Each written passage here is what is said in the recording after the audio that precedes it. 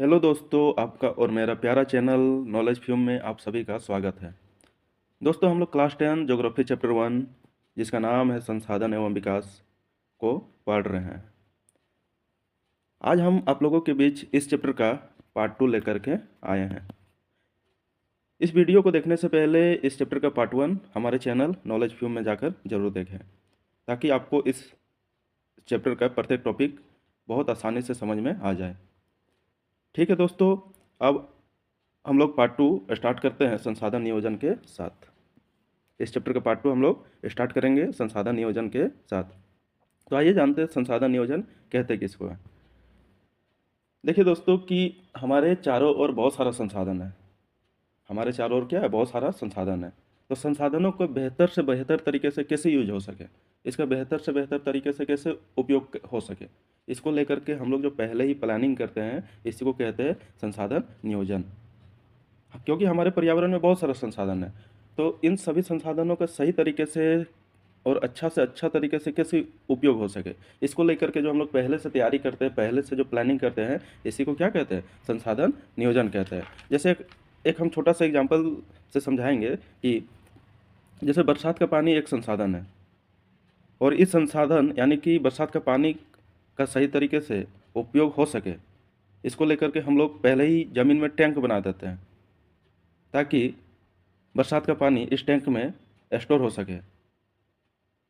इसी को तो संसाधन नियोजन कहते हैं।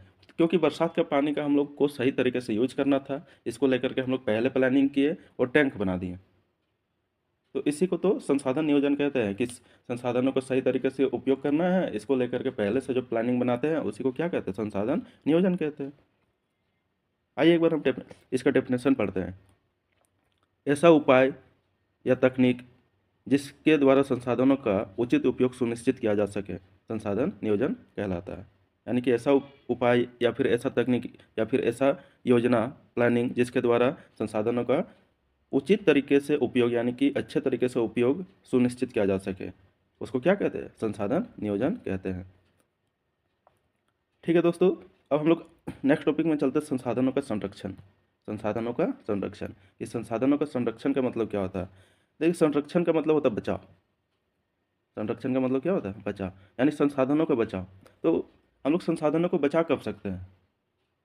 तो जब संसाधनों को हम लोग सही तरीके से उपयोग करेंगे, तभी हम संसाधनों को बचा सकते हैं। अगर हम संसाधनों को सही तरीके से और बिना प्लानिंग के यूज करेंगे, तो संसाधनों को हम लोग संरक्षण नहीं कर सकते, उसका बचाव नहीं कर सकते हैं। यानी कि प्राकृतिक संसाधनों को न्याय संगत मतलब सही तरीके से और योजनाबद्ध का मतलब होता है प्लानिंग करके उपयोग करना ही संसाधन का संरक्षण कहलाता है। क्योंकि अगर हम लोग हमारे चारों ओर जितना भी प्राकृतिक संसाधन है, इसको न्याय संगत यानी कि अच्छा तरीके से यूज नहीं करेंगे और योजनाबद्ध यानी कि प्लानिंग करके यूज नहीं करेंगे, तो हम लोग संसाधनों को किसी भी हाल में बचा नहीं सकते हैं। ठीक है दोस्तों, यानी कि संसाधनों का संरक्षण क्या है? तो हमारे पर्यावरण में जो भी प्राकृतिक संसाधन है, उसको न्यायसंगत तरीके से, योजनाबद्ध तरीके से उपयोग करेंगे, तो इसी को क्या कहते हैं? संसाधन का संरक्षण कहते हैं। आइए एक बार हम इसका डेफिनेशन पढ़ते हैं। प्राकृतिक संसाधनों को न्यायसंगत और योजनाबद्ध उपयोग करना ही संसाधनों का क्या कहलाता है? संरक्षण कहलाता है। अब हम लोग आगे जानेंगे कि हम लोग संसाधन को बचाते क्यों हैं, संसाधन का संरक्षण क्यों करते हैं, किस मकसद से उसको बचाते हैं, संसाधनों का संरक्षण करने का क्या उद्देश्य है, क्यों बचाते हैं संसाधन को। तो संसाधन को बचाने के पीछे उद्देश्य यह है कि अगर संसाधन को बचाएंगे तो हमारे वर्तमान पीढ़ी को भी ऐसे संसाधनों का लाभ मिल सकेगा, और हमारे आने वाले पीढ़ी यानी कि हमारे आने वाले जो बाल बच्चा है, उसको भी ऐसे संसाधनों को क्या मिल सकेगा? लाभ मिल सकेगा। अगर हम लोग संसाधन को नहीं बचाएंगे, तो हो सकता है कि वर्तमान पीढ़ी भी खतरे में आ जाए और आने वाले पीढ़ी भी खतरे में आ जाए, ऐसे संसाधनों को हम लोग देख भी ना पाए। इसीलिए हम लोग संसाधनों को बचाते हैं। संसाधन का संरक्षण करना क्यों जरूरी? क्योंकि हमारे वर्तमान पीढ़ी को भी ऐसे संसाधन का लाभ मिल जाए, और हमारे आने वाले पीढ़ी यानी कि हमारे वर्तमान भविष्य में आने वाले जो पीढ़ी है, उसको भी ऐसे संसाधनों का लाभ मिल जाए। अब हम लोग पढ़ेंगे भू संसाधन के बारे में। भू संसाधन के बारे में अब हम लोग जानेंगे। भू संसाधन यानी कि भारत का भूमि के बारे में जानेंगे, क्योंकि भूमि भी एक बहुत बड़ा प्राकृतिक संसाधन है। क्योंकि इसमें हम लोग रहते हैं और इसका उपयोग हम लोग आर्थिक रूप से भी करते हैं। आर्थिक रूप से यानी कि पैसा कमाने के उद्देश्य से भी करते हैं। इसीलिए भूमि क्या है, एक बहुत बड़ा प्राकृतिक संसाधन है। भूमि एक बहुत बड़ा प्राकृतिक संसाधन है क्योंकि इस पर हम लोग रहते हैं और इसका उपयोग हम लोग आर्थिक रूप से भी करते हैं, यानी पैसा कमाने के उद्देश्य से भी करते हैं। इसलिए भूमि क्या है, एक बहुत बड़ा प्राकृतिक संसाधन है। जैसे यहाँ लिखा हुआ है, हम भूमि पर रहते हैं और आर्थिक रूप से भी इसका उपयोग करते हैं, इसलिए भूमि क्या है, एक महत्वपूर्ण प्राकृतिक संसाधन है। ठीक है दोस्तों, अब हम लोग भारत में भूमि का वितरण को जानेंगे। भारत में भूमि का वितरण को जानेंगे। भारत में भूमि का वितरण का मतलब ये हुआ कि भारत में भूमि अलग अलग टाइप से है, इसको बांटा गया है। भारत में भूमि एक जैसा नहीं है, कहीं पर कुछ भूमि पठार है, कुछ भूमि मैदान है, कुछ भूमि पर्वत है, यानी कि भारत का भूमि एक जैसा नहीं है। कहीं पर मैदान देखने को मिलता है तो कहीं पर पठार देखने को मिलता है तो कहीं पर पर्वत देखने को मिलता है। भारत का ज़मीन एक समान नहीं है, एक जैसा नहीं है, अलग अलग टाइप का भूमि है। यहाँ पर पर्वत भी है, यहाँ पर मैदान भी है, यहाँ पर पठार भी है। तो आइए हम लोग समझते हैं कि पर्वत, पठार, मैदान होता क्या है। अगर ज़मीन पूरी तरह से समतल हो, ज़मीन क्या हो, पूरी तरह से इस प्रकार से समतल हो, तो इसको हम लोग कहते हैं मैदान। इसको हम लोग क्या कहते हैं, मैदान। और अगर ज़मीन थोड़ा सा ऊंचा हो, थोड़ा सा क्या हो, थोड़ा सा ऊंचा, तो इसको हम लोग कहते हैं पर्वत, इसको हम लोग कहते हैं पठार। इसको हम लोग क्या कहते हैं, पठार। और अगर ज़मीन बहुत ज़्यादा ऊंचा हो तो इसको हम लोग कहते हैं पर्वत। इसको हम लोग क्या कहते हैं, पर्वत, जैसे हिमालय के पर्वत। ठीक है दोस्तों, अगर ज़मीन पूरी तरह से समतल हो उसको मैदान कहते हैं। अगर ज़मीन थोड़ा सा ऊंचा हो, ठीक, तो उसको हम लोग कहते हैं पठार। और अगर ज़मीन बहुत ज़्यादा ऊंचा हो तो इसको हम लोग क्या कहते हैं, पर्वत कहते हैं। इसको हम लोग क्या कहते हैं, पर्वत कहते हैं। यानी कि भारत में मैदान भी है, पठार भी है और कुछ भूमि क्या है, पर्वत भी है। तो आइए हम लोग जानते हैं कि मैदान कितना परसेंट है, पठार कितना परसेंट है और पर्वत कितना परसेंट है। देखिए, भारत में टोटल जितना भी भूमि है उन भूमि में 43% मैदान है, यानी कि समतल ज़मीन है। भारत में कुल जितना भी भूमि है उसका 43% हिस्सा मैदानी क्षेत्र का यानी समतल ज़मीन का है। और समतल ज़मीन पर कृषि होता है, ठीक ना, बड़ा बड़ा फैक्ट्री लगता है। क्योंकि अगर ज़मीन उबड़ खाबड़ रहेगा तो वहाँ पर खेती बाड़ी नहीं ना हो सकता है, क्योंकि वैसे ज़मीन पर हम लोग जोत नहीं सकते हैं, जोतने लायक नहीं रहता वैसा ज़मीन। और उबड़ खाबड़ ज़मीन पर हम लोग फैक्ट्री भी नहीं बसा सकते हैं, उद्योग नहीं लगा सकते हैं। तो भारत का कुल भूमि में 43% भाग किसका है, 43% भाग मैदानी क्षेत्र का है। और मैदानी क्षेत्र यानी कि समतल ज़मीन। और समतल ज़मीन का उपयोग हम लोग किस लिए करते हैं, खेती के लिए करते हैं। और किसके लिए करते हैं, उद्योग। उद्योग का मतलब होता है फैक्ट्री, फैक्ट्री ये सब लगाने के लिए इसका उपयोग करते हैं। और भारत का कुल ज़मीन में 30% भाग पर्वत का है। 30% भाग किसका है, पर्वत का है। ठीक है दोस्तों, और भारत का कुल भूमि वितरण में, ठीक ना, 27% भाग किसका है, पठार का है। 27% भाग किसका है, पठार का है। पठार यानी कि थोड़ा सा ऊंचा जमीन। और पठार में जीवाश्म ईंधन पाया जाता है, वन भी पाया जाता है। जीवाश्म ईंधन हो गया कोयला, पेट्रोलियम, ऐसे ऐसे चीज़ हमारे भारत के पठारी क्षेत्र में पाया जाता है। और पठार में वन भी पाया जाता है। ठीक है दोस्तों, तो एक बार हम फिर से रिपीट करते हैं भारत में भूमि का वितरण। तो भारत का कुल ज़मीन में कुछ हिस्सा मैदानी क्षेत्र का है, कुछ हिस्सा पर्वत क्षेत्र का है और कुछ हिस्सा किसका है, पठार क्षेत्र का है। तो भारत में कुल भूमि क्षेत्र का सबसे ज़्यादा जो भूमि है वो है मैदानी क्षेत्र का, 43%। और मैदानी क्षेत्र में किस चीज़ के लिए उपयोग किया जाता है मैदानी क्षेत्र, तो खेती बाड़ी करने के लिए, उद्योग के लिए मैदानी क्षेत्र का उपयोग किया जाता है। और भारत का कुल भूमि में 30% भाग पर्वत का है। 30% भाग किसका है, पर्वत, जैसे हिमालय पर्वत हो गया, कंचनजंगा हो गया, ऐसे ऐसे पर्वत। और भारत का कुल भूमि वितरण में 27% भाग किसका है, पठार का है। पठार का मतलब थोड़ा सा ऊंचा ज़मीन, थोड़ा सा ऊंचा ज़मीन, ठीक। और पठार में किस चीज़ का भंडार है दोस्तों, जीवाश्म ईंधन का। जीवाश्म ईंधन मतलब वैसा ईंधन जिसको बनने में लाखों करोड़ों वर्ष लग जाते हैं, जैसे कोयला हो गया, पेट्रोलियम हो गया। और पठार में वन का भी अपार भंडार है, वन का भी क्या है, अपार भंडार है। अगर इस चार्ट से आप समझ सकते हैं तो देखिए, ये जो ब्लू कलर का है ये दिखा रहा है आपका मैदान क्षेत्र 43%। ये जो रेड कलर का है ये दिखा रहा है आपका पर्वत क्षेत्र, किसको, पर्वत क्षेत्र, ठीक ना। कितना परसेंट है, 30%। और ये जो पीला कलर का आपको दिख रहा है ये पठार को दिखा रहा है, कितना परसेंट, 27% दिखा रहा है। ठीक है दोस्तों, तो हमारे भारत में इस प्रकार से भूमि का वितरण किया गया है। तो दोस्तों अब हम लोग एक क्वेश्चन के बारे में जानेंगे। ये क्वेश्चन कह रहा है कि 1960-61 के बाद वन के अंतर्गत क्षेत्र में महत्वपूर्ण वृद्धि नहीं हुई, कारण बताइए। यानी कि 1960-61 के बाद हमारे भारत देश का जो वन क्षेत्र है इसमें ज़्यादा वृद्धि देखने को नहीं मिला है। ऐसा क्यों, क्या कारण है कि नहीं देखने को मिला? तो इसके पीछे बहुत सारा कारण है दोस्तों, इसके पीछे बहुत सारा कारण है जिसके 1960-61 के बाद वन क्षेत्र में वृद्धि देखने को नहीं मिला। इनमें से सबसे प्रमुख कारण है जनसंख्या वृद्धि। 1960-61 के बाद हमारे भारत देश की जनसंख्या बहुत ज़्यादा बढ़ा है और इस बढ़ी हुई जनसंख्या को रहने के लिए घर की आवश्यकता हो गया, जिसके कारण से ये क्या किया कि पेड़ पौधे को काट करके घर बना लिया। इसीलिए 1960-61 के बाद से हमारे वन क्षेत्र में ज़्यादा वृद्धि नहीं देखने को मिला। उसके बाद 1960-61 के बाद वन क्षेत्र में वृद्धि नहीं देखने को मिला, इसके पीछे और भी कारण है, क्योंकि रेलवे का विस्तार हुआ, नई नई सड़कें बना, नया नया नगर बस गया, नया नया बस्ती बस गया, जिसके कारण से जब इन लोग बसा, नया नया नगर, नया नया बस्ती, नया नया सड़क, नया नया रेलवे मार्ग, जब ये सब लगा तो बहुत सारे पेड़ों को अंधाधुंध कटाई की गई, जिसके कारण से 1960-61 के बाद से हम लोग को ज़्यादा वन क्षेत्र में वृद्धि देखने को नहीं मिला। इसके पीछे और भी कारण है कि 1960-61 के बाद वन क्षेत्र में वृद्धि नहीं हुआ। इसके पीछे और कारण है क्योंकि 1960-61 के बाद वन क्षेत्र को बहुत ज़्यादा काटा गया, पेड़ों को बहुत ज़्यादा काटा गया, लेकिन जितना ज़्यादा काटा गया उससे कम पेड़ को लगाया गया।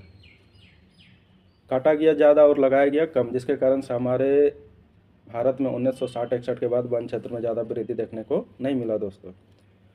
1960-61 के बाद वन क्षेत्र में वृद्धि नहीं देखने को मिला, इसके पीछे और भी कारण है, क्योंकि 1960-61 के बाद नया नया उद्योग लगा, यानी कि फैक्ट्री लगा, जिसके कारण से पेड़ों को काटा गया। नया नया खनन क्षेत्र डेवलप हुआ। खनन मतलब बहुत ऐसा जगह जहाँ से खनिज निकालना शुरू हो गया, तो वैसे जगहों को पेड़ पौधे को काटा गया, जिसके कारण 1960-61 के बाद से हम लोग का देश में वन क्षेत्र में वृद्धि देखने को नहीं मिला। आइए एक बार हम लोग पढ़ते हैं। वनों की अंधाधुंध कटाई हुई और अपेक्षाकृत नए पेड़ कम लगाया गया, यानी कटाई हुआ ज़्यादा और पेड़ लगाया गया कम। इसके कारण से 1960-61 के बाद से हमको वन क्षेत्र में वृद्धि देखने को नहीं मिला। उद्योगों का विस्तार हुआ, खनन आदि के विकास के कारण वनों को उजाड़ा गया। फैक्ट्री इस सब का विस्तार हुआ दोस्तों, जिसके कारण से वनों को उजाड़ा गया। नगर, बस्ती, सड़क, रेलमार्ग, ये सब का भी विस्तार हुआ, जिसके कारण से वनों को उजाड़ा गया।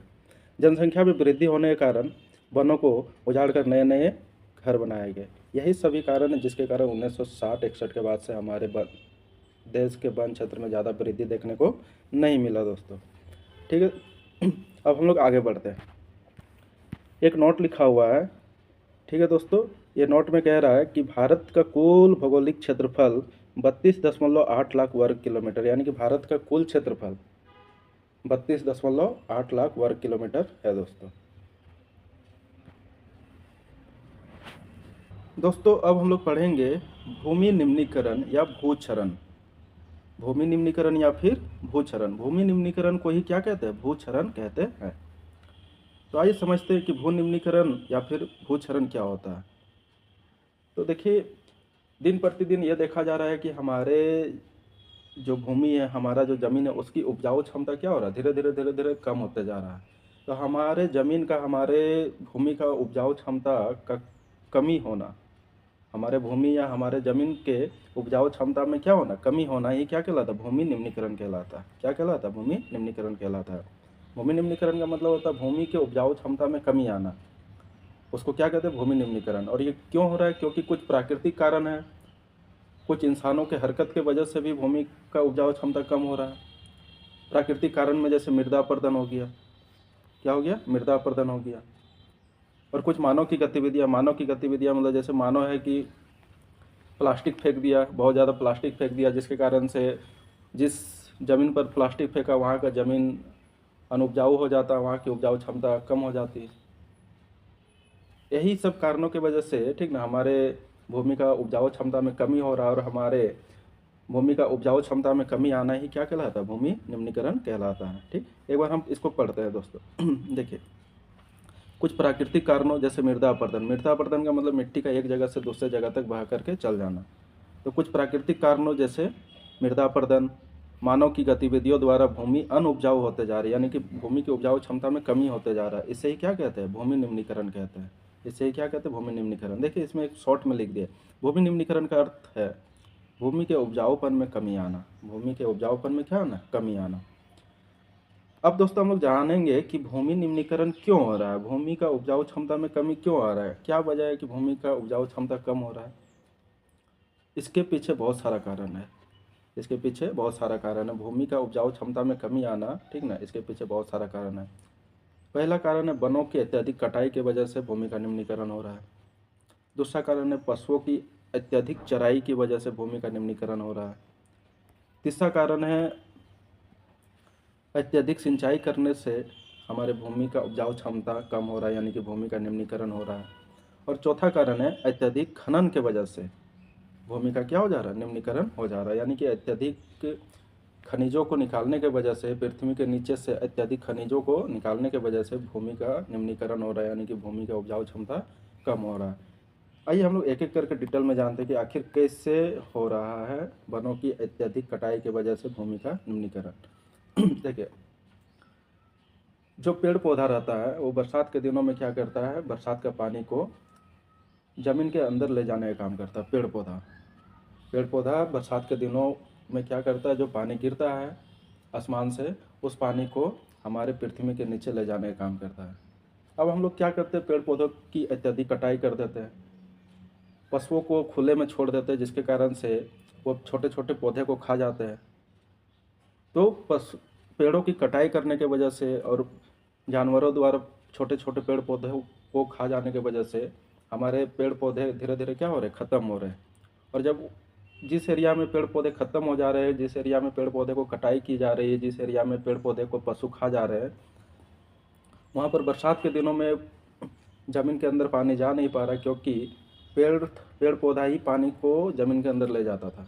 और जब ज़मीन के अंदर पानी गया नहीं तो उस ज़मीन में क्या होगा? सूखा पड़ जाएगा और धीरे धीरे धीरे धीरे धीरे वो ज़मीन रेगिस्तान की तरह दिखने लगेगा और वो ज़मीन क्या हो जाएगा? अनउपजाऊ हो जाएगा, यानी कि वो भू निम्नीकरण का शिकार हो जाएगा।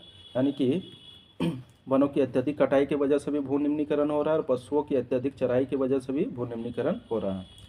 और अगर हम लोग अत्यधिक सिंचाई भी करेंगे दोस्तों तो भूमि का क्या होगा? निम्नीकरण होगा।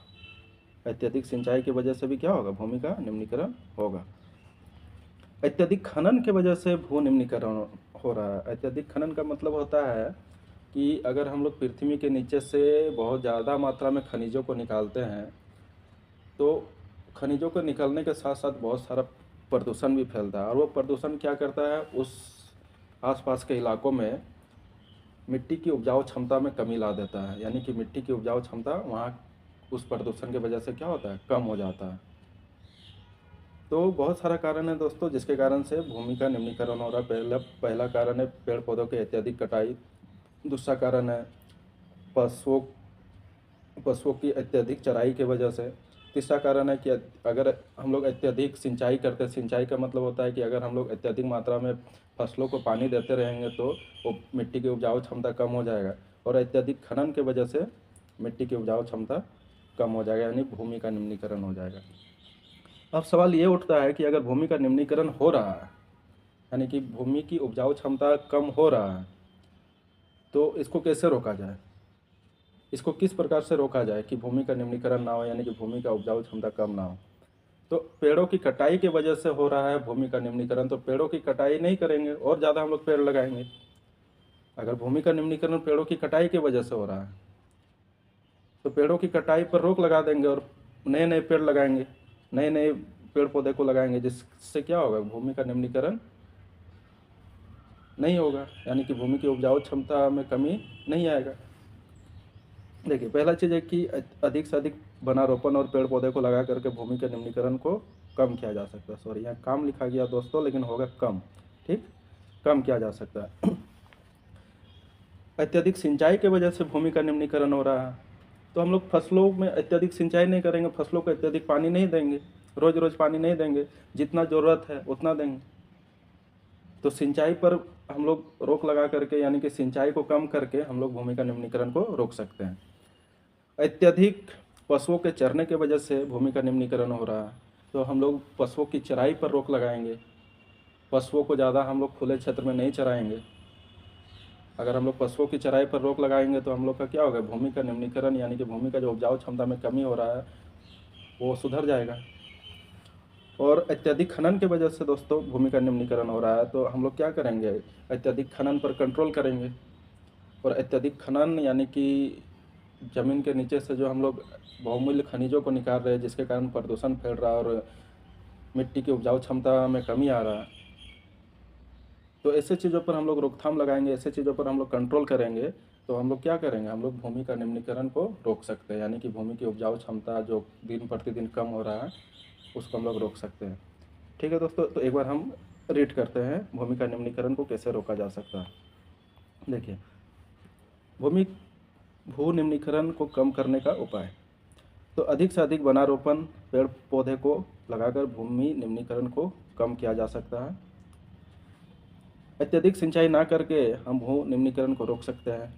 अत्यधिक पशु चराई पर रोक लगाकर हम भू निम्नीकरण को रोक सकते हैं। और एक लास्ट है, अत्यधिक खनन पर नियंत्रण करके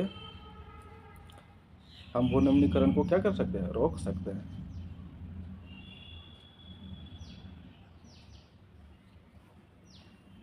दोस्तों अब हम लोग पढ़ेंगे नेक्स्ट टॉपिक जिसका नाम है मृदा संसाधन।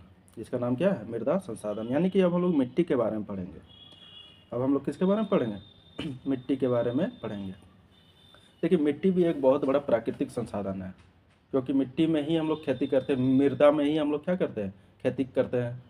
और मिट्टी कई जीवों का रहने का स्थान भी है, जैसे केचुआ हो गया, दीमक हो गया, और कई छोटे छोटे कीड़े मकोड़े जो मिट्टी में ही क्या करता है, रहता है, यानी कि उसका आवास भी मिट्टी ही है। इसीलिए मिट्टी क्या एक बहुत बड़ा प्राकृतिक संसाधन है।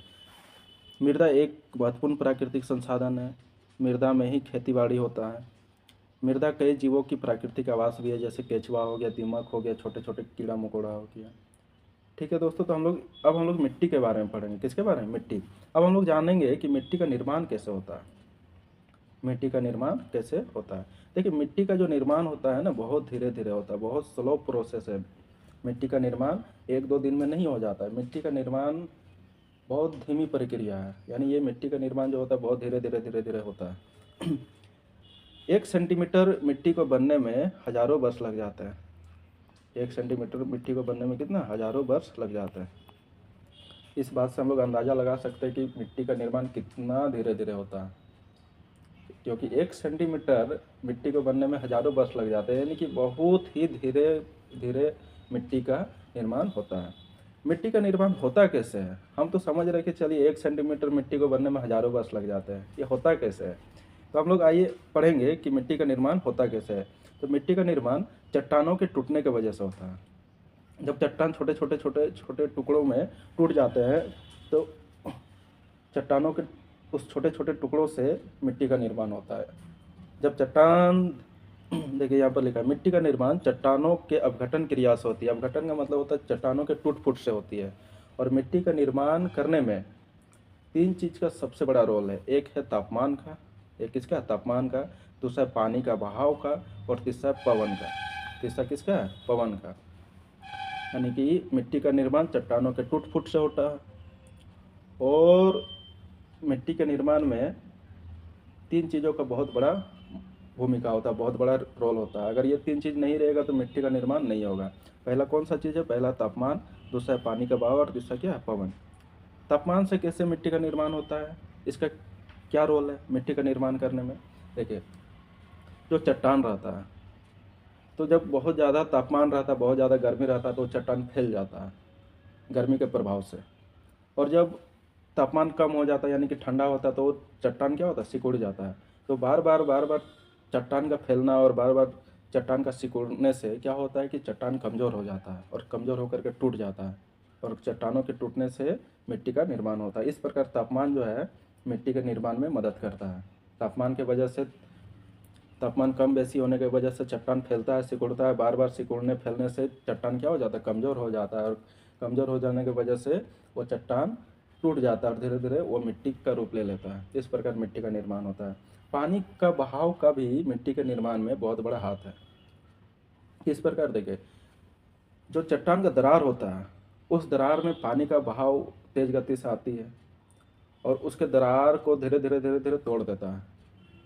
और जब चट्टान के दरार को पानी का बहाव जो है तोड़ देता है, तो फिर धीरे धीरे धीरे धीरे क्या होता है, वो चट्टान मिट्टी का रूप ले लेता है। उसी प्रकार पवन, उसी प्रकार क्या है, पवन, पवन का भी मिट्टी के निर्माण में बहुत बड़ा रोल है। किस प्रकार से, जब तेज गति से हवा चलता है दोस्तों, जब तेज गति से क्या चलता है, हवा चलता है, तो तेज गति से हवा चलता है तो चट्टानों के संपर्क में जब तेज गति वाला हवा आता है तो चट्टानों को क्या करता है, रगड़ता है। चट्टानों को क्या करता है, रगड़ता है। धीरे धीरे धीरे धीरे चट्टान क्या होता है, घिस जाता है, और घिसने की वजह से चट्टान कमज़ोर हो जाता है और वो टूटने लगता है। टूट करके किसका रूप ले लेता है, मिट्टी का रूप ले लेता है। इस प्रकार से मिट्टी का निर्माण होता है। तो मिट्टी का निर्माण किस प्रकार से होता है, चट्टानों के टूट फूट से होता है, यानी अपघटन से होता है। चट्टान को ही हम लोग सेल कहते हैं। मिट्टी के निर्माण में किसका रोल होता है, तापमान, पानी का बहाव और पवन का, यानी हवा का। ठीक है दोस्तों, तो एक बार हम पढ़ते हैं। मिट्टी का निर्माण, मृदा का निर्माण प्रक्रिया अत्यंत धीमी होती है। इसका अंदाज़ा इस बात से लगाया जा सकता है कि मात्र 1 सेंटीमीटर मिट्टी को बनने में हजारों वर्ष लग जाते हैं। ठीक है दोस्तों, मृदा का निर्माण चट्टानों के अपघटन क्रिया से होती है, यानी टूट फूट से होती है। मिट्टी के निर्माण में कई प्राकृतिक कारणों का महत्वपूर्ण भूमिका होती है, जैसे तापमान, पानी का बहाव और पवन। ऐसे ऐसे चीज़ों का मिट्टी का निर्माण में बहुत ज़्यादा क्या होता है, रोल होता है। अब हम लोग पढ़ेंगे मिट्टी का प्रकार। भारत में मिट्टी का प्रकार, तो मिट्टी कई प्रकार का है भारत में। जो मिट्टी है हमारे देश में, जो मिट्टी है वो भी कई प्रकार के हैं। पहला है जलोढ़ मिट्टी। मिट्टी के प्रकार में पहला क्या है, जलोढ़ मिट्टी। दूसरा है काली मिट्टी। तीसरा है लाल तथा पीली मिट्टी। चौथा है दोस्तों लेटराइट मिट्टी। पांचवा है मरुस्थलीय मिट्टी। और जो छठा है दोस्तों वह है क्या, वन मृदा। वो क्या है, वन मृदा। यानी कि मिट्टी को भी हम कई प्रकार से पढ़ेंगे, एक एक करके पढ़ेंगे कि जलोढ़ मिट्टी के बारे में, उसके बाद काली मिट्टी के बारे में, लाल तथा पीली मिट्टी के बारे में, लेटराइट मिट्टी के बारे में, मरुस्थलीय मिट्टी के बारे में, वन मिट्टी के बारे में। एक एक मिट्टी के बारे में एक एक करके हम लोग क्या करेंगे, जानेंगे। ये सारा क्या है, मिट्टी के प्रकार है। मिट्टी का क्या है, प्रकार।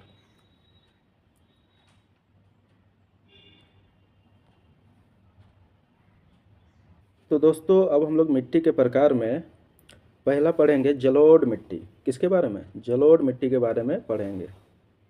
मिट्टी के प्रकार में पहला जो हम लोग पढ़ेंगे जलोढ़ मिट्टी, यानी जलोढ़ मृदा के बारे में। देखिए जलोढ़ मृदा के बारे में सबसे पहला बात यह है कि जलोढ़ मृदा हमारे भारत में जितना भी मृदा पाया जाता है, जितना भी मिट्टी पाया जाता है, उन सभी मिट्टियों में जलोढ़ मिट्टी सबसे ज़्यादा मात्रा में पाया जाता है। और जलोढ़ मिट्टी सबसे ज़्यादा उपजाऊ मिट्टी है, यानी कि ये सबसे ज़्यादा मात्रा में पाया भी जाता है और ये सबसे ज़्यादा उपजाऊ मिट्टी भी है, उपजाऊ मिट्टी भी है। ठीक है दोस्तों, जलोढ़ मिट्टी का निर्माण करने में हमारे भारत के 3 महत्वपूर्ण नदियों का बहुत बड़ा योगदान है। जलोढ़ मिट्टी का निर्माण करने में हमारे भारत के 3 नदियों का बहुत बड़ा योगदान है। उनमें से एक नदी है सिंधु नदी। एक कौन सा नदी है, सिंधु। ठीक, ये सिंधु नदी। दूसरा है गंगा नदी। और तीसरा है ब्रह्मपुत्र नदी। तीसरा कौन सा नदी है, ब्रह्मपुत्र। ये Brahmaputra, S for Sindhu, G for Ganga, B for Brahmaputra नदी।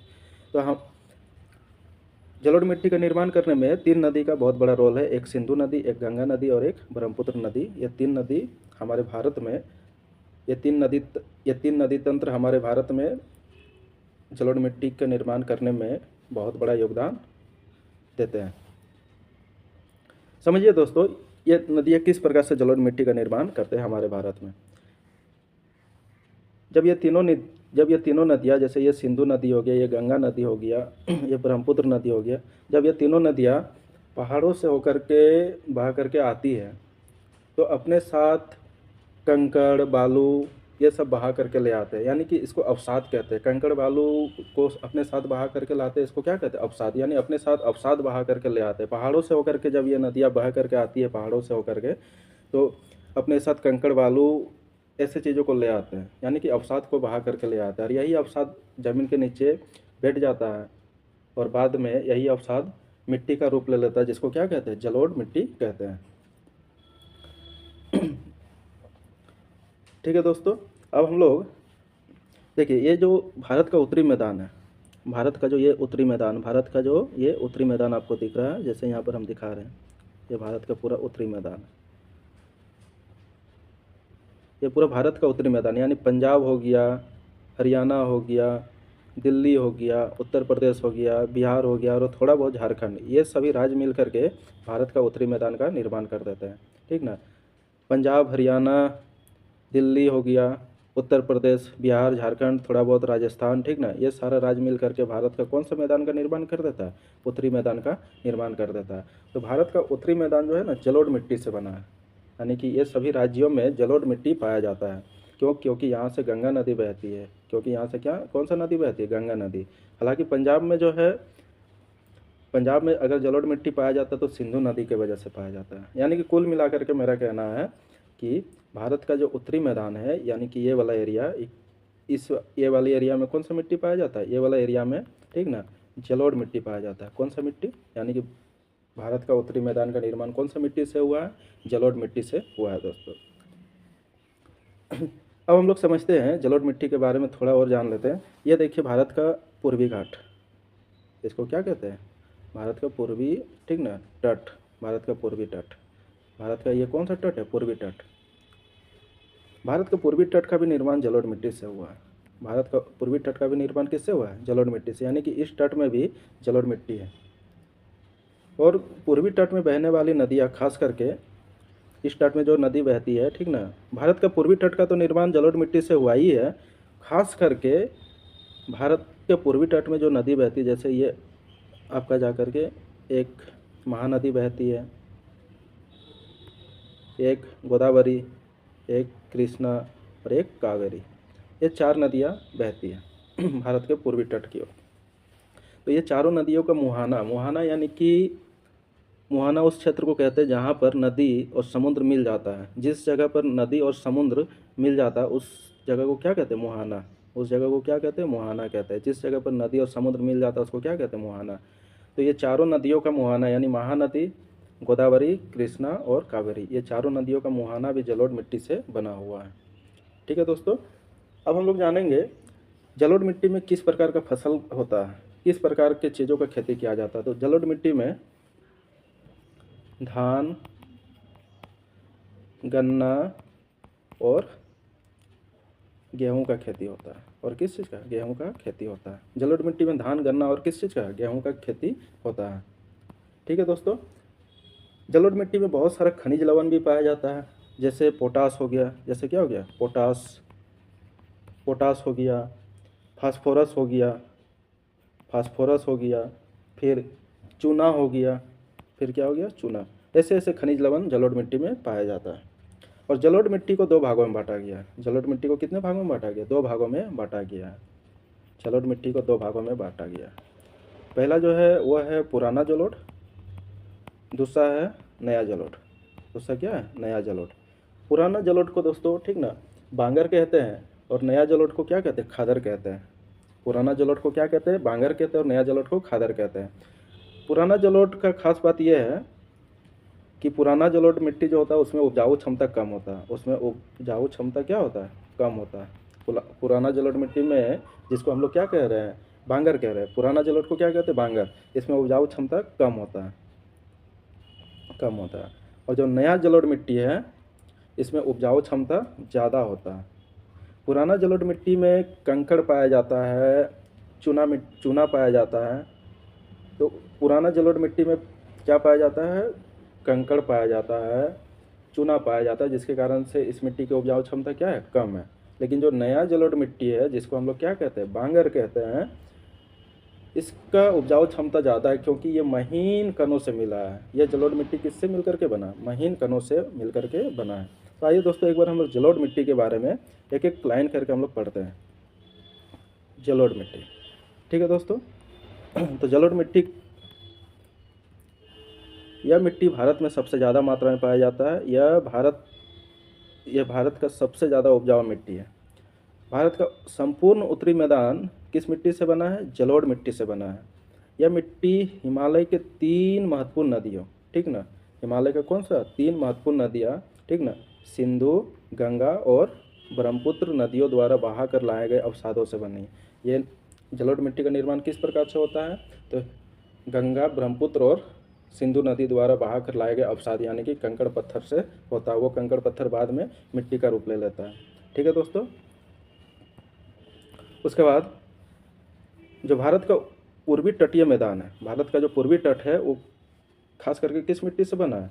वो जलोढ़ मिट्टी से बना है। और पूर्वी तटीय मैदान में बहने वाली नदियाँ महानदी, गोदावरी, कृष्णा और कावेरी, इन सभी नदियों का मुहाना, मुहाना किसको कहते हैं? जहाँ पर समुद्र और नदी मिल जाता है उस जगह को मुहाना कहते हैं। तो इन नदियों का मुहाना भी किससे बना है? जलोढ़ मिट्टी से बना है। ठीक है।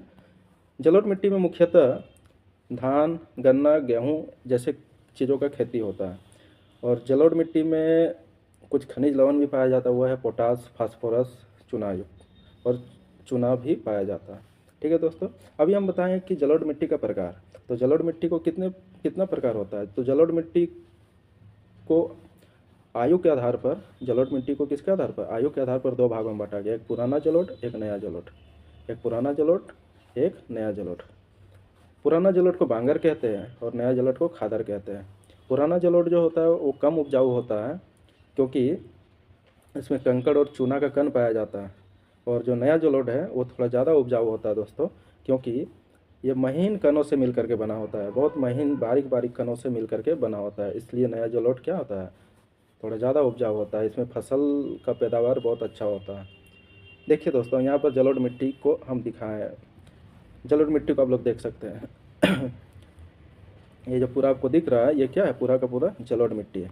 ये जो आपको पूरा एरिया जो दिख रहा है ये क्या है? जलोढ़ मिट्टी है। ठीक है दोस्तों।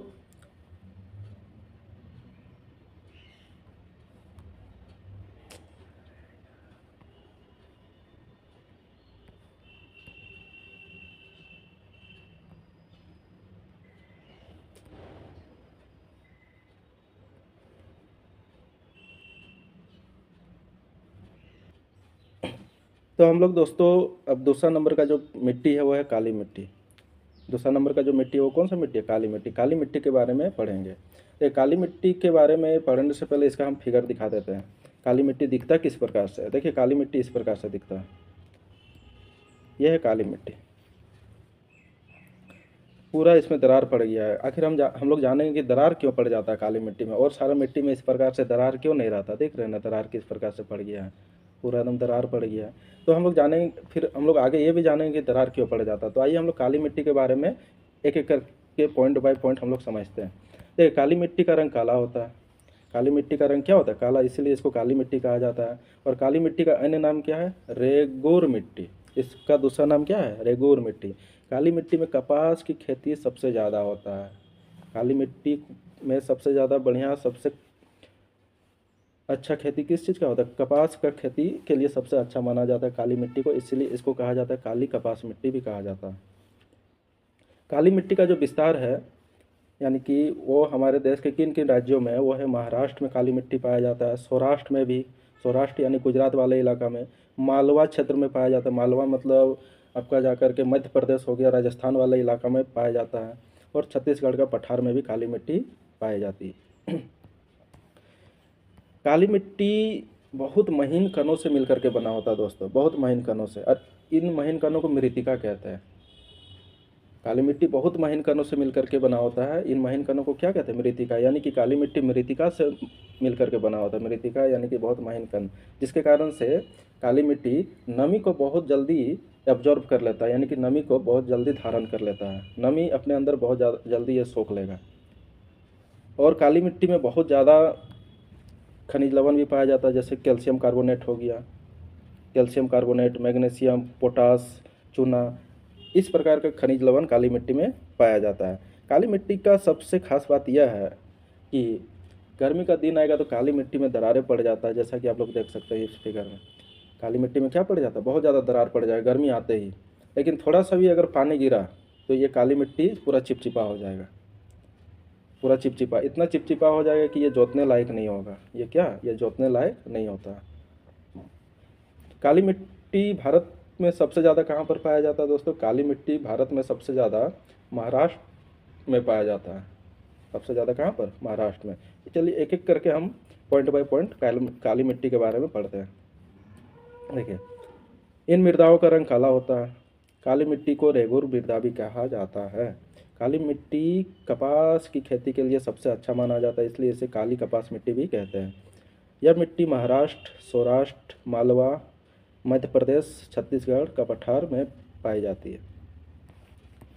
यह मिट्टी बहुत महीन कणों से मिलकर के बना होता है। महीन कणों को मृत्तिका कहते हैं, जिसके कारण इसमें नमी धारण करने की क्षमता बहुत अधिक होता है, यानी कि नमी को बहुत देर तक अपने अंदर रख सकता है बना करके।